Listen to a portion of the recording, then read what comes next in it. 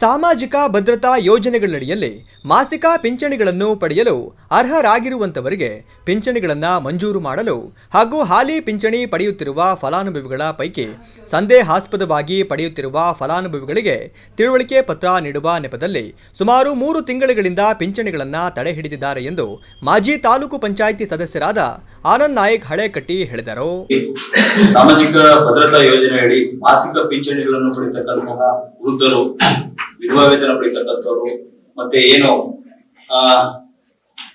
ಆದರ್ಶ ವಿವಾಹ ಯೋಜನೆ, ರಾಷ್ಟ್ರೀಯ ಕುಟುಂಬದ ನೆರವು ಯೋಜನೆ, ಆಮೇಲೆ ವಿಕಲಾಂಗ ಪಿಂಚಣಿ ಯೋಜನೆ, ಈ ರೀತಿ ಪಡಿತಕ್ಕಂತ ಪಿಂಚಣಿ ಯೋಜನೆಗಳಿಗೆ ರಾಜ್ಯ ಸರ್ಕಾರದವರು ಏನ್ ಮಾಡಿದಾರೆ ಅಂತ ಹೇಳಿದ್ರೆ, ಕಳೆದ ನಮ್ಮ ಚಿಕ್ಕಮಗಳೂರಿನ ಜಿಲ್ಲಾಧಿಕಾರಿಗಳು ಒಂದು ಆದೇಶವನ್ನು ಹೊರಡಿಸ್ತಾರೆ 22/6/2026 ಏನಂತ ಹೇಳಿದ್ರೆ, ಏನ್ ಪಿಂಚಣಿ ಪಡಿತಾ ಇರ್ತಕ್ಕಂಥವ್ರನ್ನ ದಾಖಲಾತಿಗಳನ್ನ ವೆರಿಫಿಕೇಶನ್ ಅನ್ನ ಮಾಡಿ ಅವರನ್ನ ಪಡಿತಾ ಇರ್ತಕ್ಕಂಥದ್ದನ್ನ ವೆರಿಫಿಕೇಶನ್ ಹೇಗ್ ಮಾಡ್ಬೇಕು ಅಂತ ಹೇಳಿದ್ರೆ, ಅವರ ಆದಾಯ ಏನಿದೆ ಅದು 32,000 ಒಳಗಡೆ ಇರಬೇಕು ಅಂತಕ್ಕಂಥದ್ದು ಒಂದು.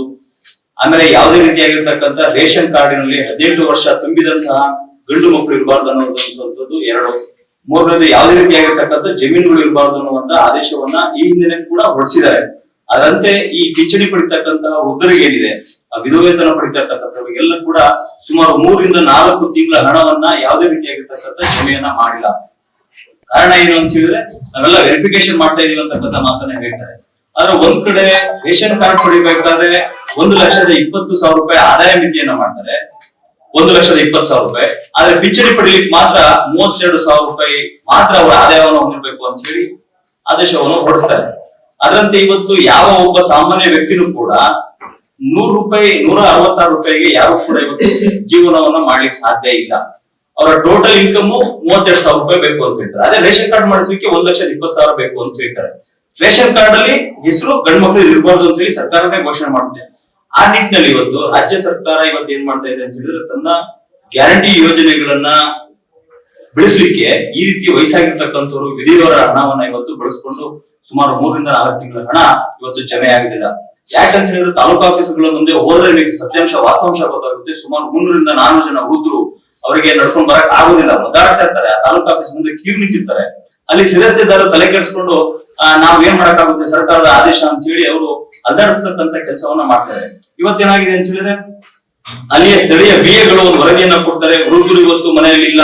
ಸುಮಾರು ಎಷ್ಟು ಜನ ಅಂತ ಹೇಳಿದ್ರೆ, ಸುದ್ದಿಗೋಷ್ಠಿಯಲ್ಲಿ ಮಾತನಾಡಿದ ಅವರು, ಚಿಕ್ಕಮಗಳೂರು ಜಿಲ್ಲೆಯಲ್ಲಿ ಜೂನ್ 11ರ ಅಂತ್ಯಕ್ಕೆ 69,029 ಸಂದೇಹಾಸ್ಪದ ಫಲಾನುಭವಿಗಳ ಪೈಕಿ ಒಟ್ಟು 56,529 ಫಲಾನುಭವಿಗಳ ಭೌತಿಕ ಪರಿಶೀಲನೆ ಪೂರ್ಣಗೊಳಿಸಲಾಗಿದೆ ಎಂದರು.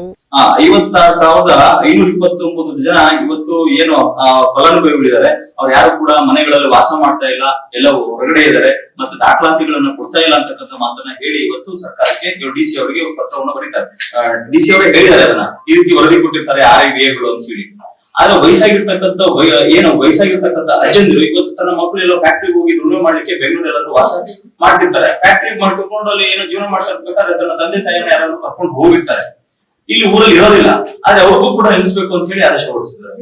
ಹಿಂಗೆ ಊರಲ್ಲಿ ಇದ್ರೆ ಮಾತ್ರ ಕೊಡ್ಬೇಕು ಅಂತ ಹೇಳಿ ಎಲ್ಲೋ ಒಂದ್ ಕಡೆ ಈ ಪಂಚ ಗ್ಯಾರಂಟಿಗಳ ಯೋಜನೆಗಳಿಗೆ ಈ ಹಣವನ್ನ ಬೆಳೆಸ್ಕೊಳ್ಳಿಕ್ಕೆ ಮಾಡ್ತಿರ್ತಕ್ಕಂಥ ಹುನ್ನಾರ ಕೂಡಲೇ ಈ ವಯಸ್ಸಾಗಿರ್ತಕ್ಕಂಥವ್ರಿಗೆ ಹಣ ಬಿಡುಗಡೆ ಬರಬೇಕು. ನಮ್ಮ ಜಿಲ್ಲೆಯಲ್ಲಿ ಕಮ್ಮಿ ಅಂತಂದ್ರೆ 88 ಕೋಟಿ ಹಣ ಇವತ್ತು 3 ತಿಂಗಳಿಂದ ಬಂದಿಲ್ಲ. ಶ್ರೀಕಾಂತ್, CK ಮೂರ್ತಿ, ತರುಣ್, ಯತೀಶ್ ಉಪಸ್ಥಿತರಿದ್ದರು.